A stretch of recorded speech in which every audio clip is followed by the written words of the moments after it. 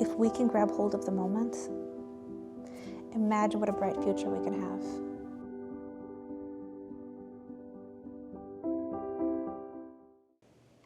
I recently sat down with Rabbi Manis Friedman and we discussed a variety of topics that interest me.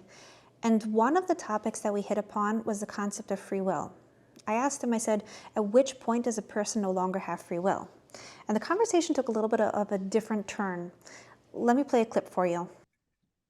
A guy who's a quadriplegic has free will? It depends on what.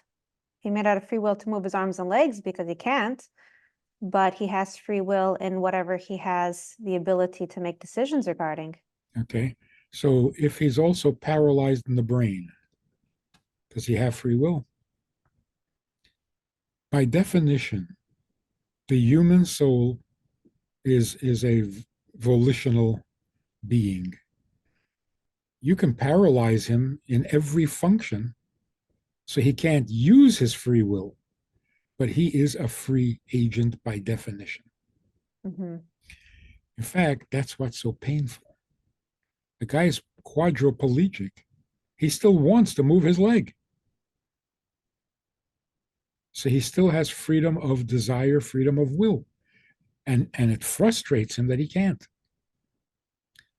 So when the body won't cooperate, the nefesh is frustrated. Yeah, that's a very powerful point. Human beings are by nature volitional souls. We want to be able to express ourselves, and of course the soul is a godly soul. We want to be able to do godly things. And sometimes we are trapped. It can be a physical paralysis, it can be a mental paralysis, it can be a spiritual paralysis. And we feel like we can't exercise our free will because we fall into behavior patterns, we fall into dependencies. And when that happens, the soul becomes incredibly frustrated. And I think it happens more than we think, more than we're aware of.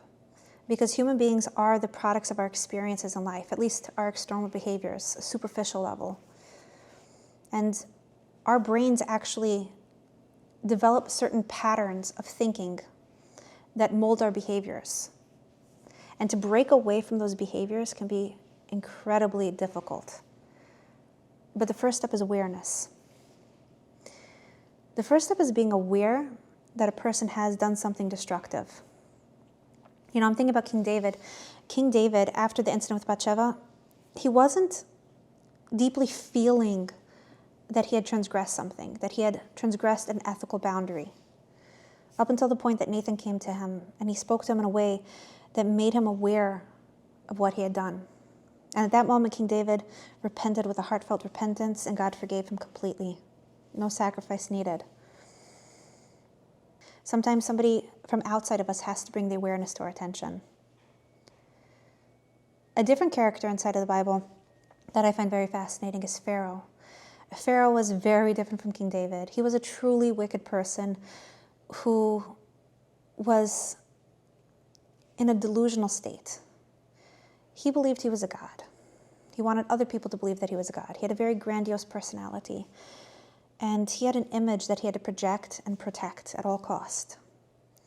And what's very interesting is that even when the plagues came about, one after another, he refused to wake up. He refused to believe that God is running the world. He had to protect his image at all cost. It was only at the seventh plague, when he was truly shattered, that he had a moment of extreme clarity, when he came down from his pedestal, when he was shattered enough to say, I'm wicked, I've been doing wrongly. Now I know that God is God. That moment could have been his redemption. That moment, imagine if he had grabbed hold of it, what could have been?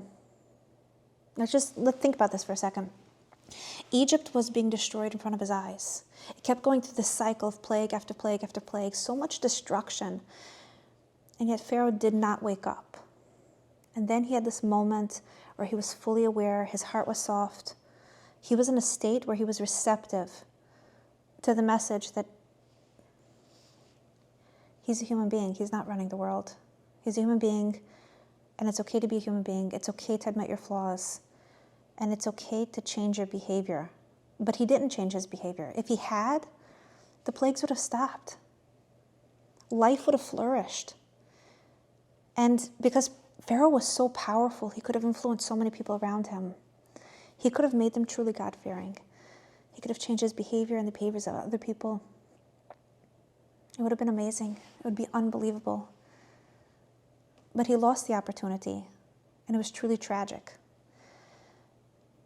He went down the path of self-destruction. He didn't get himself back on track. And together with him were destroyed many other people. It's a very painful thing. He couldn't get himself out of his own prison. He couldn't break away from the behavior patterns. We all have moments in our life where we have this clarity of vision, where we have a moment that we can express our true free will.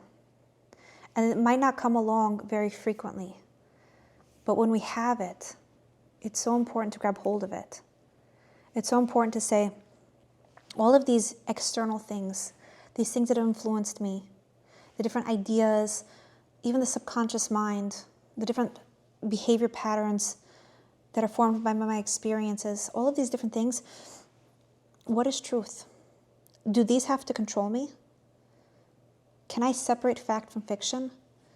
Can I separate the external from the truly internal? What am I going to grab hold of? And sometimes we will need that external validation of somebody coming along and saying, I believe in you. You are powerful, you are great, you are intelligent, you are capable, and you can overcome this. But whether or not we get that external validation, it all boils down to our own free choice. We are free will beings. And it is only us that can change our behavior. It is only us that can challenge the circumstances we are in. Everything boils down to us exercising our free will. And not everybody is going to be able to break out of their prison. They're not going to be able to